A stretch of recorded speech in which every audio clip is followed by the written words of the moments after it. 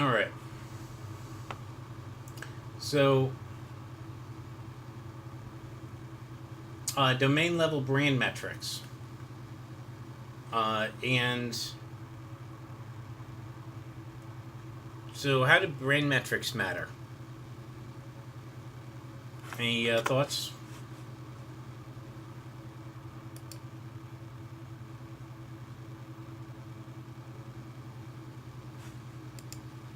You'll notice that brand metrics are another kind of tier down from the page level and the engagement level.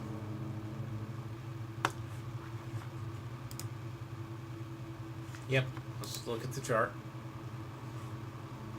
That's the brand metrics. See how it's another tier down?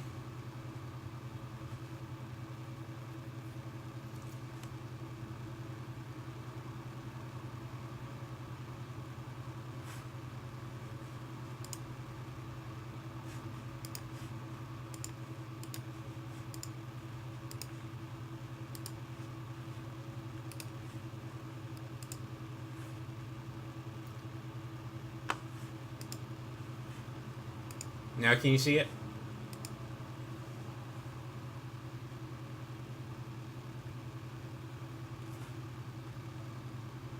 Ah, right there. If you see my mouse, that's what we're looking at right now.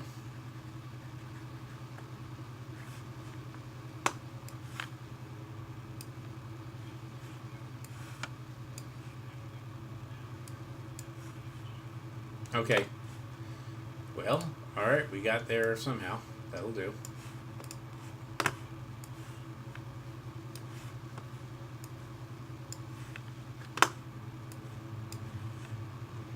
So, brand metrics. Why does Google care about the branding of something?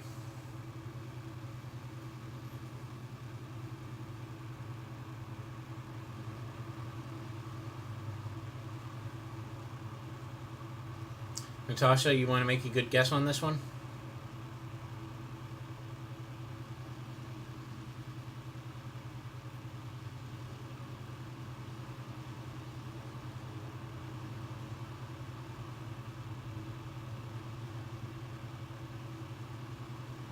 Okay.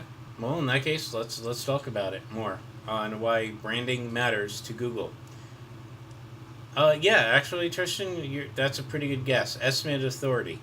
The bigger the brand is, and if you can show an affiliation with that brand, that you're a reseller, that you're talking about it, people are more likely to be searching for that brand, that topic, that image, that what have you, than they are for something that's unaffiliated. So Google can use that. Note that it's a lower factor. We're getting into the lower, but still significant factors here.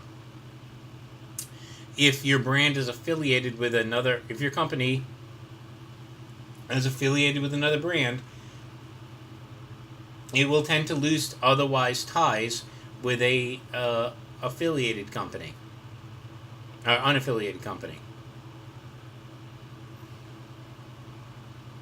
If I have one branch in the middle of nowhere, it's going to usually lose to Bank of America. However, interesting to note is that, remember, you can't pay. Well, let me confirm this. Oh dear. So, right. So, the question is and I try to avoid any quality McDonald's French fries. Now, the question is that I want to address, and because it comes up time after time, can you directly pay Google for search engine optimization? No. Anyone disagree with Tristan's answer? Yes, that would be the example. Tunvi, can I pay $1 million to rank my small business to Google on the top of the Google listings for whatever keyword I want? No. Good. Now, are people going to say otherwise? Now, what should you call them? No, that's very rude. Yeah, Santorum is probably more accurate. Yes, call them some Santorum. Which now, do you know? Tunvi and Natasha, do you know why Tristan keeps on typing in Santorum? So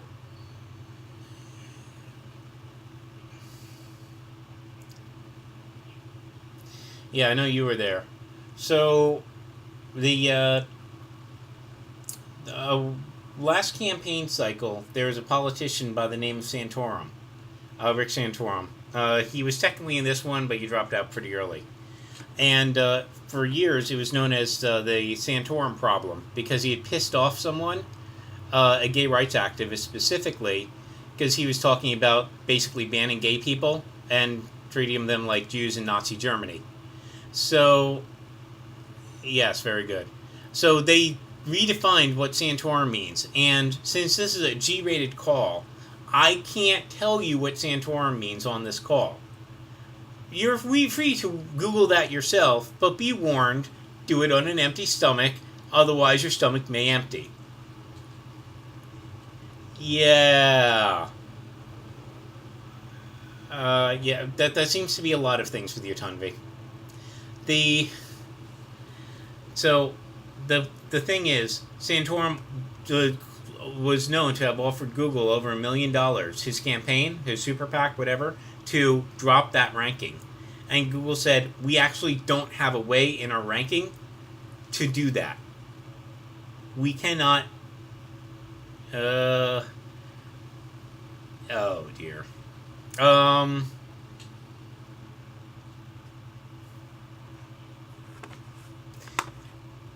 Yeah.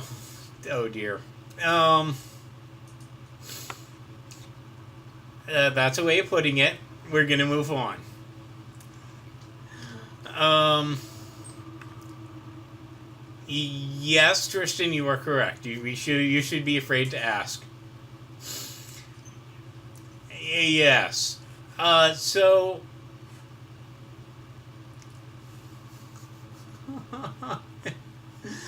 uh, Now, the brand matters is what I was talking about, and no, you cannot give money to change your ranking. Oh, now she gets it. Okay. Yeah. Uh, that was the definition of his last name, and it had a number one ranking for years. It's now like the number 2 or 3 ranking. The So brands matter. It's not the be all and end all, but when someone's searching, having an affiliation to a brand does help. It's not. I also once talked to Wells Fargo, and Wells Fargo has an interesting problem that where they keep underinvesting in search engine optimization at the local level, and so a lot of the local banks will keep beating the pants off of them in local rankings because they didn't optimize correctly at the local level, which is kind of funny when you think about it, because Wells Fargo, you would think, has all the money in the world, and they'll buy a billboard, not local listings, and then wonder why someone can't find their local branch. But that's a different conversation altogether. All right, domain level keyword usage. Again, we're going back down another level down here. We're sorry. Keyword usage. So this is so far down. Yeah, header footer content. Exact match keyword domains. So if you're looking for keyword optimization explicitly, specifically, you notice how it's ranking number 7 of 9. That's not huge. Is it significant still? Why is this a very significant factor for us, even though it's so far rated low?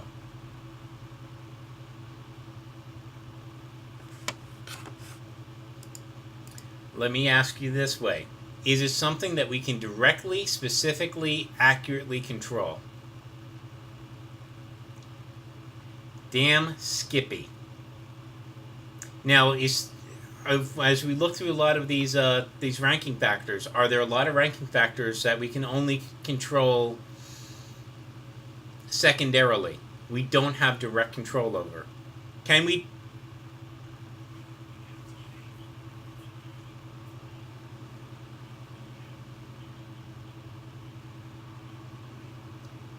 We can't force people to go to the site more. We can't force people to link to the site. Right. We can't force links. We can't force how they put the link. We can't force the context of the link. We have indirect control, but not direct control. Which is why that number 7 still matters a lot. And remember we were talking about the kittens? Partial keyword matches right there. If we don't have our keywords correct, we don't get that credit for the partial match.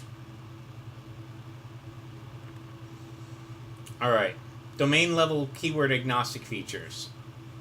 The domain name length is a factor. Do you want a longer domain or a shorter domain?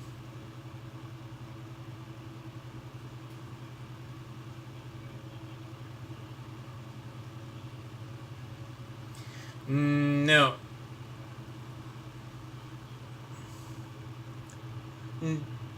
No, that's more in the meta description. It's the same factor as meta description. Google takes a little bit of a look at that, but not huge. But the domain name length, like supercutekittens.com, which does Google prefer? Supercutekittens.com or Cute Kitty?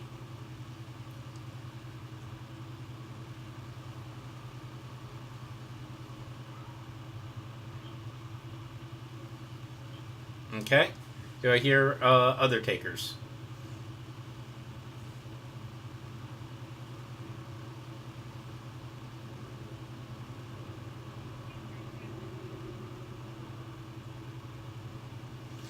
Does Google prefer a long domain name or a short domain name?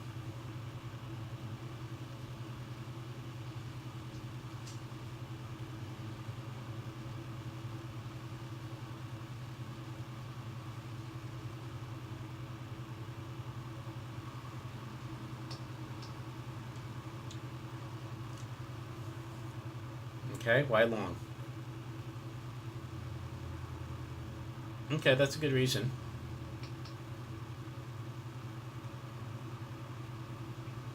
No, but the reason is right. Uh, it prefers shorter to longer if everything else is equal. Now, is everything else always equal? Can you get the super short domain names for most top level domain extensions? No, they've all been taken years ago. Now, domain name length. Does Google factor that in? How long you've owned the domain?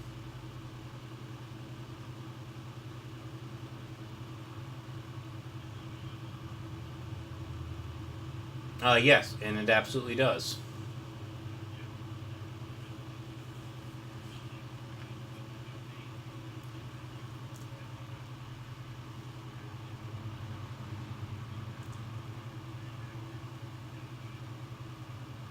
Yep, absolutely. Yeah, and you're less likely to be a fraudster if you actually if you don't own the domain for years, for 3-5 years. In the future, Google expects that if you're a fraudster doing something short term, you wouldn't have done that. So it gives a slight preference to that. Now you note that we're going back down another category in terms of relevance, right? Okay.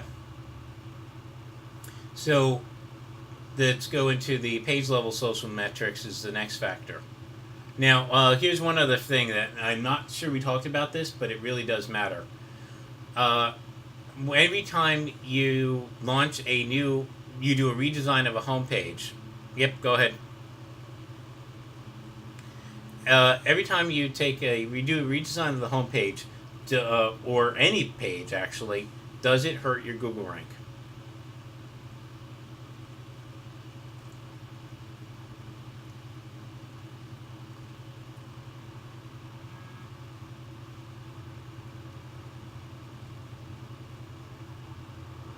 Kristen. Tanvi, give me a reason why. There's logic in everything Google does, and if you don't know the logic, you're going to make a lot of bad assumptions. If you understand the logic that Google is looking at, you'll at least be able to better predict black hat techniques that you're accidentally doing.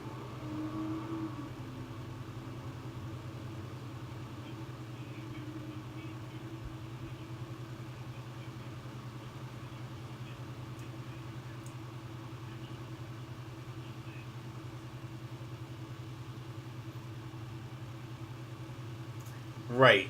Now, the answer is yes. It does hurt your ranking, and it's for the 2 to 4 weeks because your authority of your page metrics has to be rebuilt from zero because Google sees a massive change. It understands it's a massive change, and it wants to see if your new website is better, worse, and you have to re-earn your reputation. Well, it wants updates. If you launch a very significant update, you will get pinged negatively, and that is important to note. Anytime you make significant changes to a website, is in the short term you will always see a traffic dip. All right, page level social metrics. This is the last factor that's specifically important. Uh, Yeah, that would be accurate. Lance in the boil. Quantity and quality of tweeted links. Google does pay attention to Twitter officially. It unofficially pays attention to Facebook. Google Plus used to pay attention to until it signed the agreement with Twitter. And so if you drive a ton of Twitter traffic, Google now does pay attention. Facebook doesn't officially share Google data with Google, but it does unofficially because it's still on the web, it's still searchable, etc. Same thing with LinkedIn. So does that affect your page ranking? Absolutely. You notice in the graph how much low of a factor it is. So does it matter? Yes. Is it a huge factor? No. So this is where I'm going to open up. We've kind of talked about global search engine optimization. Questions, comments, jokes, recipes about this right now.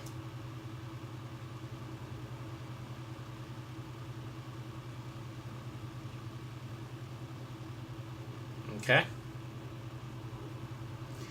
All right.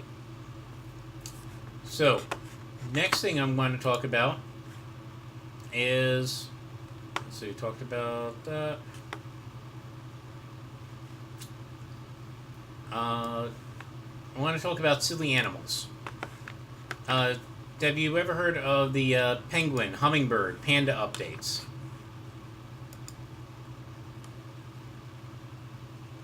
In relation to Google. If not, you should read about penguin, panda, and hummingbird. These silly animal updates. Google has been releasing and then updating the updates from time to time. Each of those animals represents a very significant change. A couple of years ago, page level social metrics didn't matter at all.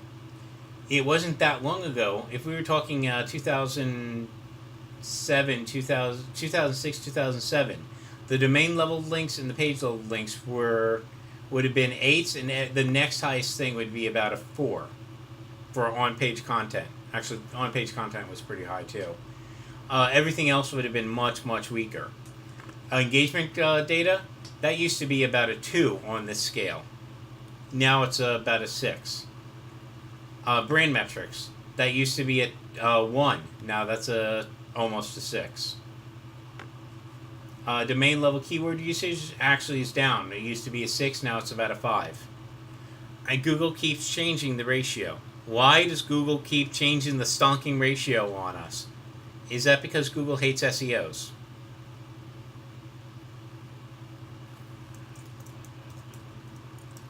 Yes. Now, what is a bad SEO in Google's eyes?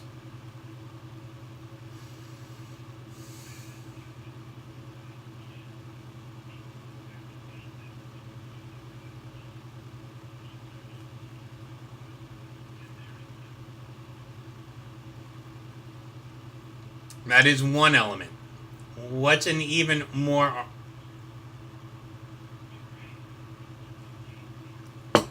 Yes. Yes. That's the big one. If you're ranking the logarithm...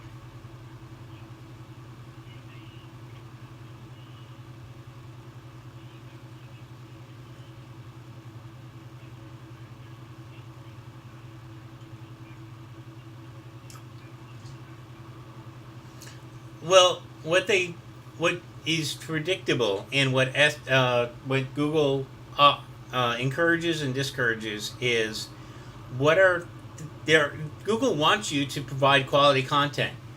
So exactly against your point, remember how we said engagement and traffic query data went from about a 2 to about a 6.5 in the last couple of years, in the last 3 years? That's all stuff that's within control as a website designer, right?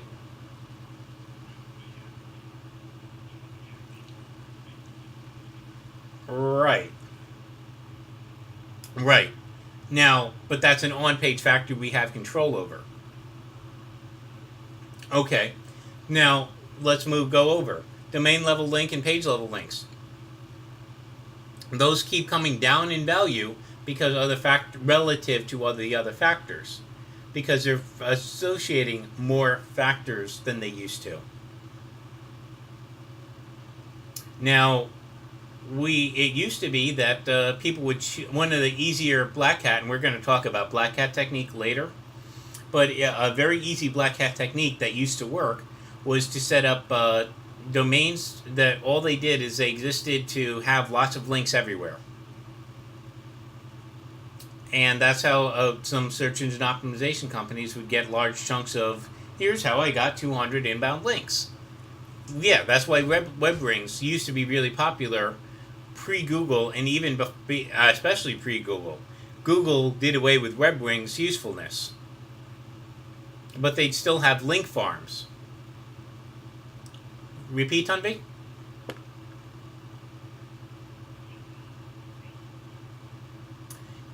Yeah, yeah. We're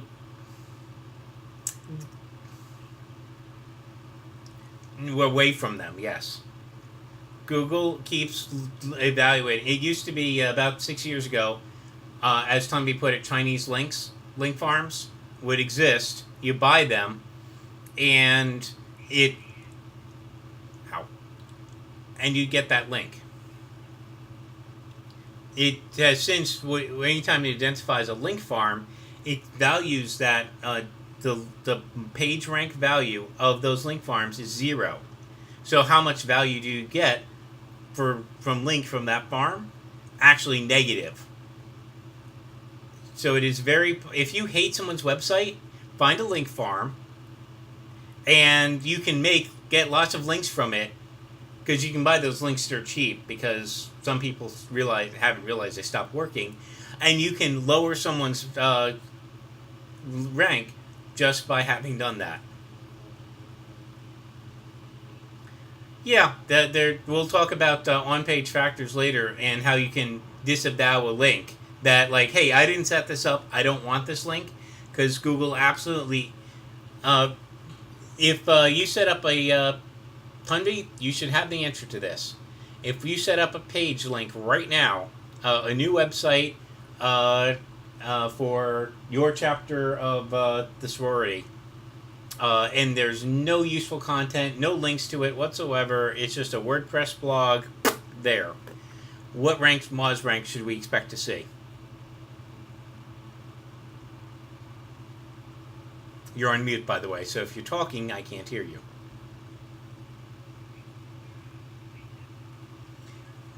If you just put it up, it's a brand new naked site, 3 pages of content that is relevant, original, but no links, no other factors whatsoever. What? Give me a range of what you think that the Moz rank of that site should be.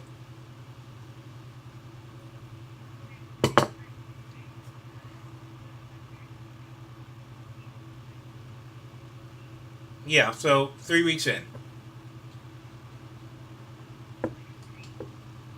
Yeah, it should be about a 3.2, 3.5, somewhere in that range. Depending on the quality, quantity of your content. Yes. Okay, so what happens when a website has less than a 3 ranking? What is that? What is that telling us when we're looking at it from a straight Moz rank?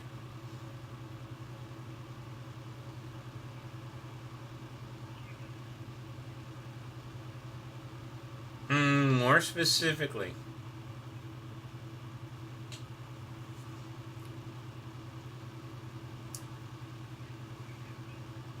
Ah, you might be on the right track. Google is actively taking away their trust. You have earned negative trust in Google's eyes.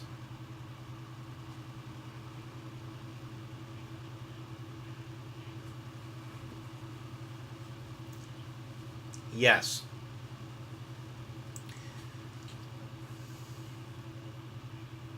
Uh huh. They're judging you, man. They're judging you.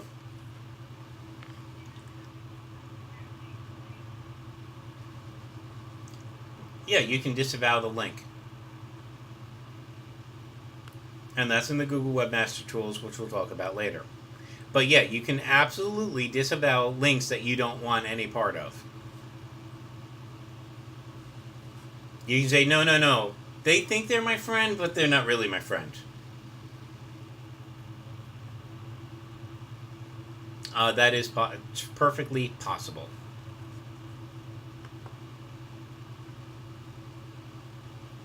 Okay. Is that we've talked about web rings, we've talked about buying links, etc. Good. Questions about that?